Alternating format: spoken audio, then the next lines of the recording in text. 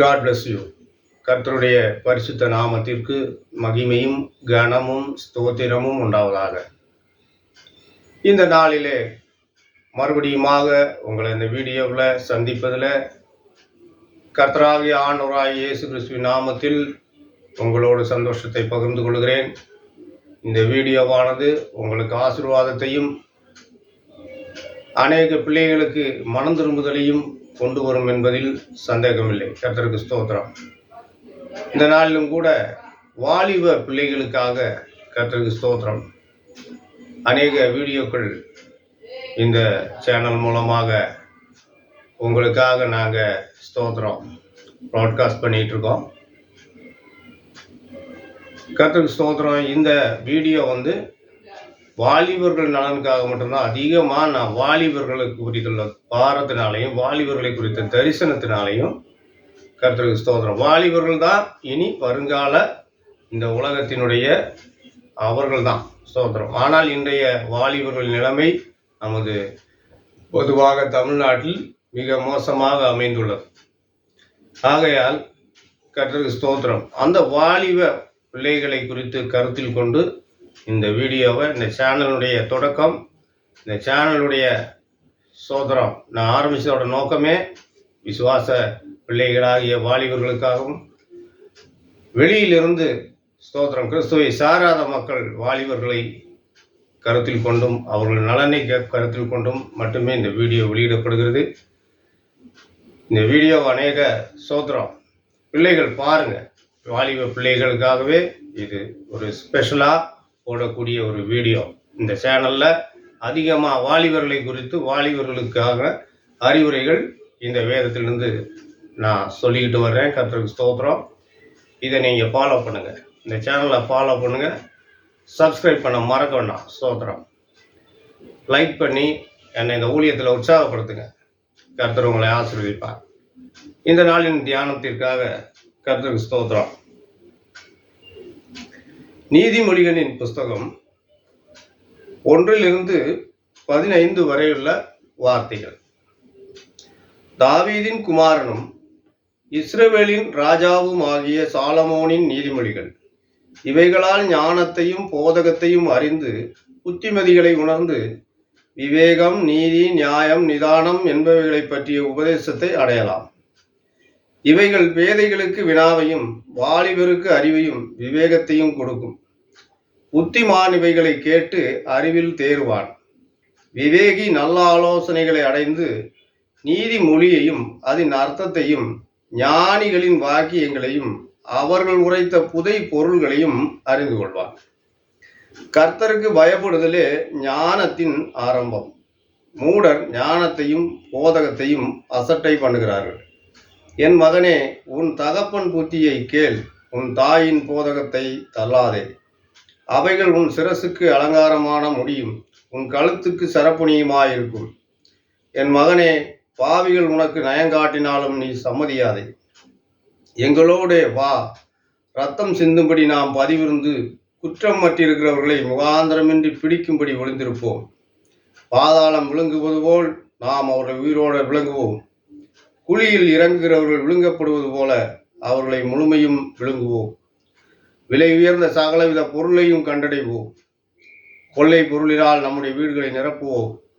எங்களோடு பங்காளியாயிரு, நாம் எல்லாருக்கும் ஒரே பை இருக்கும் என்று அவர்கள் சொல்வாராகில், என் மகனே, நீ அவர்களோடு வழி நடவாமல் உன் காலை அவர்கள் பாதைக்கு விளக்குவாயாக. அவர்கள் கால்கள் தீங்கு செய்ய ஓடி இரத்தம் சிந்த தீ விரிக்கிறது. கர்த்தருடைய பரிசுத்த நாமம் மகிமைப்படுவதாக.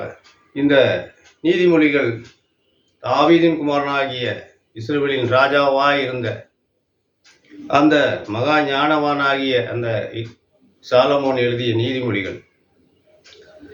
இந்த இப்பொழுது நம்ம வாசித்த அந்த வேதத்தில் ஒரு குறிப்பிட்ட பகுதியை நான் வாலிபர்களுக்கு ஆலோசனையாக சொல்ல விரும்புகிறேன். ஸ்தோத்திரம். இவைகளால் ஞானத்தையும் போதகத்தையும் அறிந்து புத்திமதிகளை உணர்ந்து விவேகம், நீதி, நியாயம், நிதானம் என்பவைகளை பற்றிய உபதேசத்தை அடையலாம். இவைகள் பேதைகளுக்கு வினாவையும் வாலிபருக்கு அறிவையும் விவேகத்தையும் கொடுக்கும். எனக்கு அருமையான வாலிப பிள்ளைகளே, ஸ்தோத்திரம்.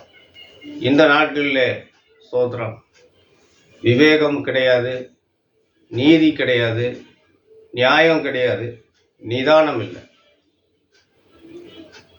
ஆனா இங்க என்ன சொல்லப்பட்டிருக்கு? விவேகம், நீதி, நியாயம், நிதானம் இவைகளை பற்றி என்பவைகளை பற்றி உபதேசத்தை அடையலாம். இந்த நீதிமொழிகளை நன்றாய் கற்று தேர்ந்த ஒருவனிடத்துல அநீதியே இருக்காது.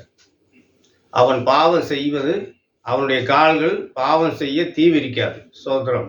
அவன் எந்த ஒரு சிறு தவறு செய்தால் கூட சோத்திரம், அவனுடைய மனசாட்சி அவனை ஊர்த்தி கொண்டே இருக்கும். அது இந்த நீதிமொழிகளை சோத்திரம் புஸ்தகத்தினுடைய ஒரு தன்மை அப்படிப்பட்டது. கர்த்தருக்கு ஸ்தோத்திரம்.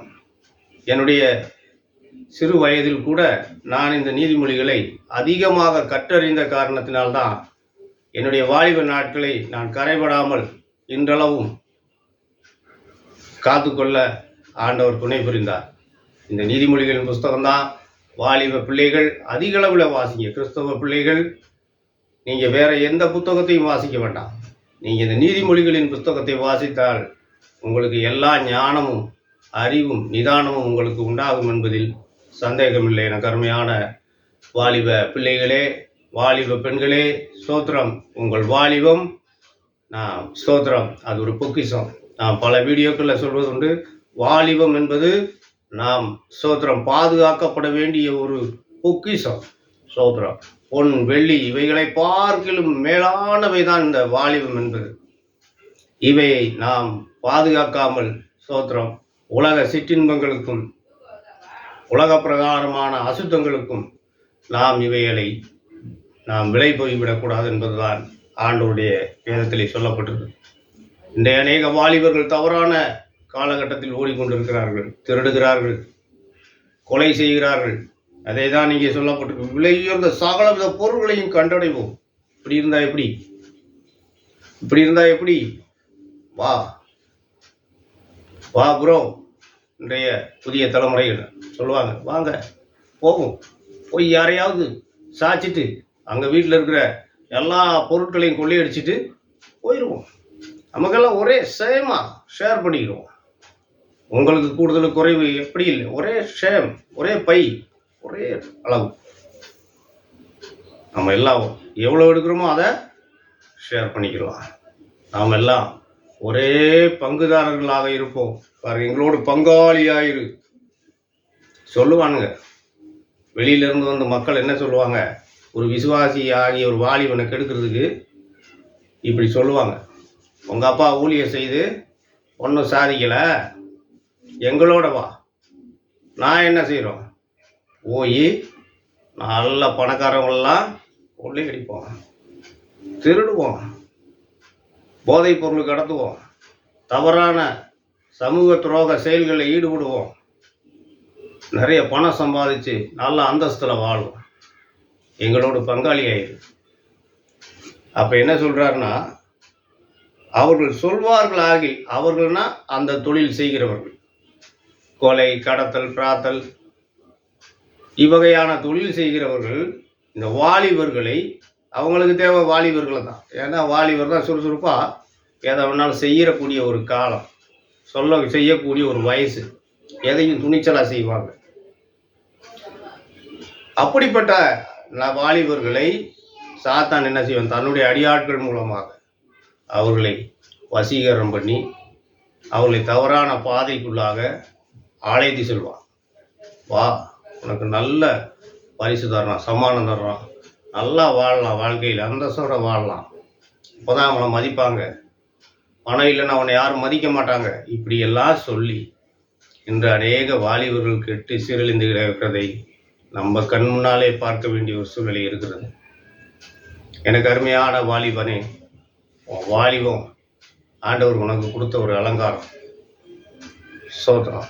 அந்த அலங்காரத்தை நீ அலங்கோலமாக்கி விடாதீங்க. சோத்திரம். பாதுகாத்து கொள்ளுங்க. உங்கள் கால்களை தீமை செய்வதற்கு நீங்கள் விளக்குங்க. மதுபான கடைகளை நோக்கி நீங்கள் ஓடாதீங்க. மதுபான கடைக்கு போய் நீங்கள் வரிசையில் நின்று அந்த மதுபானத்தை வாங்காதீங்க. ஸ்தோத்திரம்.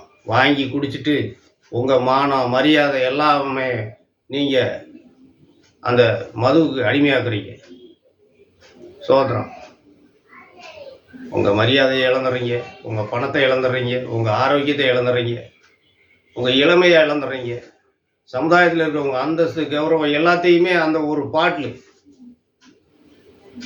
200 அல்லது அதுக்கு ஒரு குறைவான இந்த ஒரு ஸ்பிரிட்டுக்காக, இந்த பானத்துக்காக நீங்கள் விழ போகிறீங்க. வாலிபர்களே, எனக்கு அருமையான தம்பிமார்களே, கர்த்தர் உங்களை எச்சரிக்கிறார்.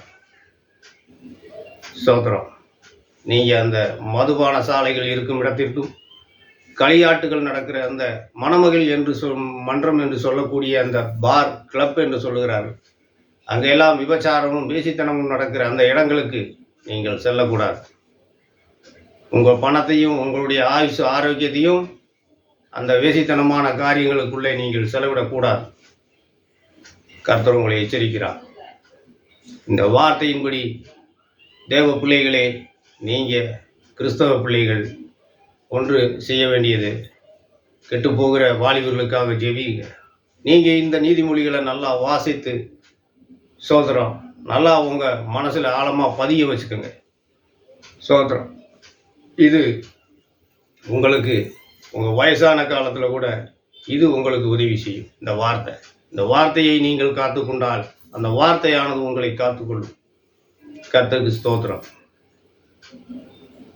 நீங்கள் தவறு செய்ய உங்கள் கால்களை விளக்குங்க.